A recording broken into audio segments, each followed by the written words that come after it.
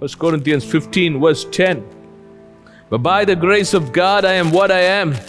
And His grace toward me was not in vain, but I labored more abundantly than they all. Yet not I, but the grace of God which was with me. Paul says because of the grace that was upon him, he labored more than others. He worked hard in the will of God. The result was awesome. The entire Europe heard the gospel.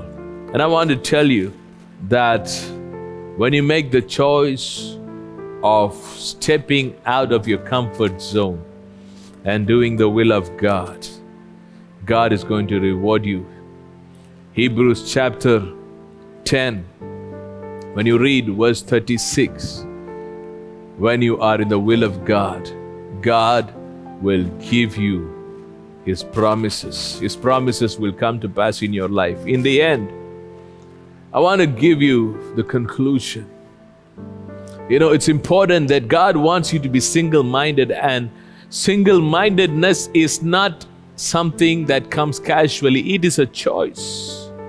You have to make a choice. Joshua chapter 24:15, as for me and my house, we will serve the Lord, said Joshua. He asked the children of Israel, you make your choice. I have made my choice. Today, God's calling you. Make your choice for God to do His will. Don't be delaying. Don't be excusing yourself. It's not a wise decision.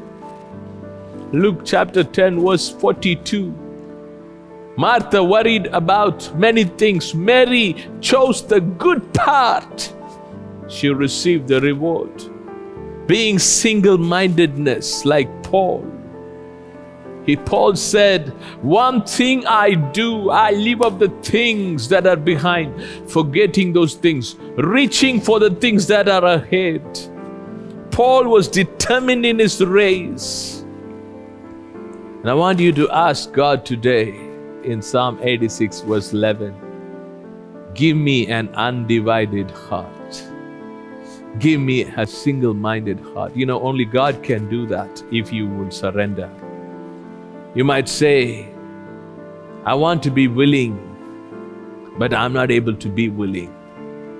God is saying, are you willing to be made willing? Are you willing to be made willing, my child?